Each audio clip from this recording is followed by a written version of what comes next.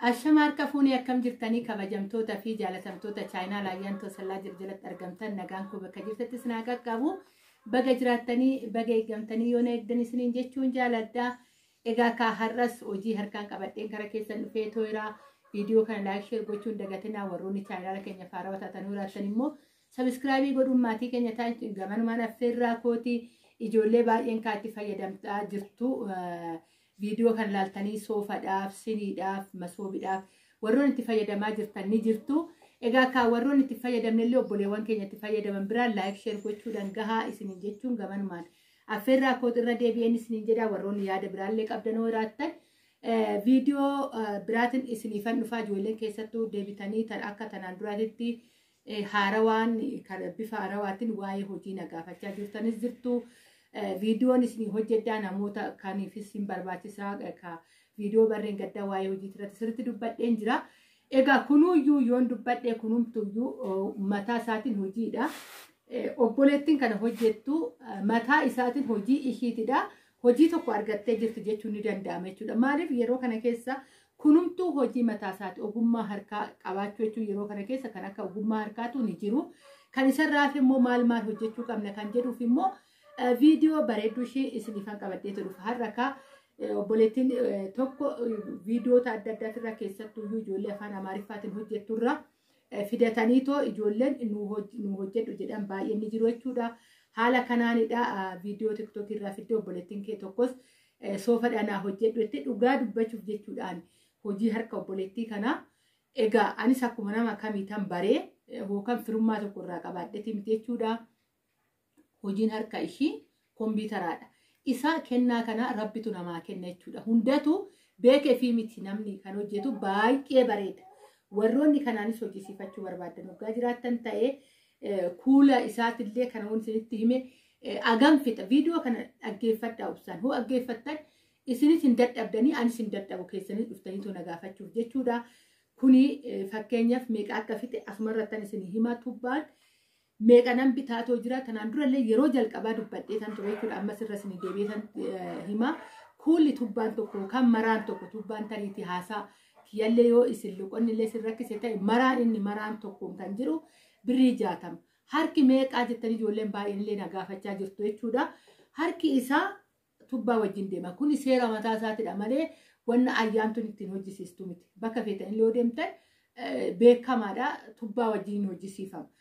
Fakkeenyaaf tubbaa 12 hoo fixe 12 60 baay'ifamee nama san harkisaa akkas ta'a jechuudha. Kunis akkasitti waggaa fixe amma kun fakkeenyaaf 13 fixe tubbaa 13 fixe jechuudha. Kuni maaliif 13 14 illee fixee jira kan tanaan dura hojjisiisee 14 fi walakkaallee fixee jira jechuudha kan tanaan dura hojjisiise keessatti. Kuni asirratti zalzaaladha akka argaa jirtan. Walakkaa isaa akka hababaa wanni kan hojjetame zarzaazaraan bu'ee jidduu keessatti xiqxiqiidha malee kanaafidha 13 fixe jechuudha. Gaafii akkasitti hin goonne kan ijoolleen hojjisiifattan gaafii akkasitti hin uumne waan jiru hundaa isin ifaatoo jira karaa kaaniin gingilchaadha addaa faffagaatee jira waan ta'eefidha jechuudha. Baay'ee bareeda. Baay'ee soofaa gubbaarratti kan tanaan duraatillee soofarratti isinii teechisan isinitti argisiise ammas immoo soofarratti teechisen isiniif argisiisa jechuudha. Hagam akka bareedu egaa ka guyyuma hundan ijoolleedhaan hojjisiisaa kamirratti jiku akka boqattuun beeku kan tanaan duraatis baay'ee natti bareede ammas natti bareede gaafa hojjisiifadhu kan kamirratti akka jiku afuu hin beeku egaa isinittan argisiisa tanan jechuudha.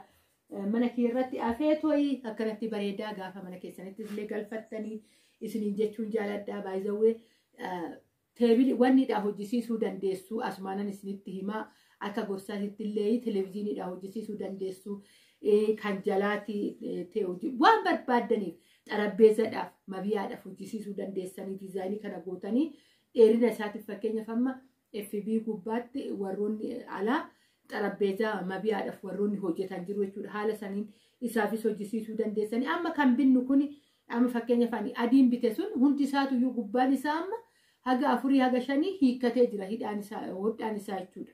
Kuni garuu baay'ee hoomiiccite amma daantelii nan beekan daantelii yeroo dheeraa tanaan dura biyya alaalleen deemin jireenya keessan ture kan ni beektu daantelii kiyya haga har'a deesii kan oduun alan deemin kanan ittiin jiraachaa ture daanteeliiwwan kiyya agaamma addisiidha. Daanteelii tokko bichaan ergan galee bitee jechuudha. Kanaafuu daanteelii numaan ta'u. Kana garuu yeroo darbe ayyaana Faasigaati moo maaliifan bite? Amma 4-3 akka tasiin hiikkateetu jira jechuudha. Kan hojjetaman biteen adii soofaa keessatti argitan sun jechuudha. Kunniin idimee ni qaba. Asumaan akka gorsaatti illee kan isiniif himu kan hojjetamee binnurra yoo hojjisiifannee ishii adii xaalxaalii ashagamtee gurguramtu 12 gurguramtu irratti kana hojjisiifannee zawwee guddii ta'eeti miti. Kuulli tuubbaan 60 13 saafitu 14 15 saafitu guddaa ta'eeti miti. Meeshaa kanaa oliitu bitachaa jirra. Meeshaa kanaa oliitu bitachaa jirta. Warroonni meeshaa galfattan soofaa keessanii haa ta'u, masoobii keessanii haa ta'u, xarapheezaa ta'u wantoota mana keessatti barbaadu biiffeedhaaf. Amma fakkeenyaaf kun biiffeefis hin ta'a. Kan yeroo darbe hojjedheef biiffeefis hin ta'a. Biiffee keessallee teechisan egaa akka biyya keenya wantoonni siimboo qabu wantoota akkanaa kanaadha isiniin jechuu jaaladha. Kanaafuyyuu akka gorsaatti illee kana isinii kennu warroonni immoo ogummaa kana qabdan ogummaa keessatti jajjabeeffadha. Ogummaa ofii jajjabeeffachuun waan xiqqaa miti isiniin jechuun jaaladha. Egaa ani baay'een jaaladhe tokko haalli hunduma caalaa ani na gammachiisu hojii natti kennamee amaanaadhaan hojjetamee akka isaan jedhanitti bareedee gaafa naa ba'u caalaa wanti na gammachiisu tokko homtuu hin jiru. Viidiyoo obboleettii kiyyaa kaashiin illee wanni irraa ergite tiktok irraa ergite iskiriinii gubbaarra isin teechisaa tan gadi isin lakkisa kunii fi inni hagam akka wal fakkaachaa jiru jechuudha. Ani baay'ee itti gammada gaafa meeshaan akkanatti naa ba'u kana bichaa miti. Meeshaaleen hojjisiisu gaafa bareedanii naa ba'anis akkasuman gammadaa isiniin jechuun jaaladha. Warroonni immoo dhiifama naa godhaa gaafiiwwan adda addaa na gaafattanii osoo isiniin deebisin hafee viidiyoo nu hojjedhu naan jettanii obsaan na eeggadhaadha. Egaa yeroo daa'imti rafee hojiiwwan adda addaatti deemuu jira. Wanta baay'eetu iyyuu jira. Egaa rakkisaadha isiniin jechuufani yeroo mana barumsaati haa ta'u nama na gargaaru galata waaqayyoo nan qaba. Sa'aa gimmaashadha. Sa'aa gimmaashaa mana barumsaati wal qabate nama baratuudha. Kanan argadhee gimmaasha sa'aatidha jechuudha kan na fayyadanii. Kanaaf immoo sa'aa mana jiru ofii kiyyaafan hojjedha waan ta'eefidha jechuudha. Kanan isin jalaa babbadu ijoolleen baay'een maal taatellee naan jechaa jirtanii hojii koo dhiisee miti. Hojjechaan jira viidiyoo ganama guyyaa guyyaan akka duraanii gallakkisuun xiqqoo haga daa'imte jabeeffadhutti kanaafidha isiniin jedha. Viidiyoon too kana fakkaatti hedduun isin jaaladha hedduun isin kabajaa bakka jirtutti nagaanaa ta'a. Egaa ijoolleen na eebbisaa turtanillee galatoomaa mana araasii keessa illee baay'ee galata waaqayyoo qilleensatti illee ofiif kenninaan jettanii turtanii haa ta'u malee rabbi haa galatu akkuma isin jettan of eegan ture jechuudha. Gorsa keessa illee fudhadhee tooyi isiniin jedha naaf jiraadha naaf galatoomaa yaada naa qabdanii fi waan hundarrattu isiniin jedha. Egaa viidiyoo kana laayik sheer akka gootan abdii guutuun qaba isiniin jedha haala kanaan bareeda kanatti fayyadamuu hin dandeessu. Awwoon kana jedhu immoo ani isin jajjabeessuu odoo hin ta'in haala keessan laaltaniitidha. Garuu guddaa miti birriin isaa haa ta'u malee xiqqaarraa gaafa guduunfataniidha kana guddaa gaafa dhufanii warri dandeessan hojii hojjisiifattu warri dadhabdan immoo ijoollee biraan laayik sheer godhaatii gahaa isiniin jedha nagaa naa ta'a baay'ee.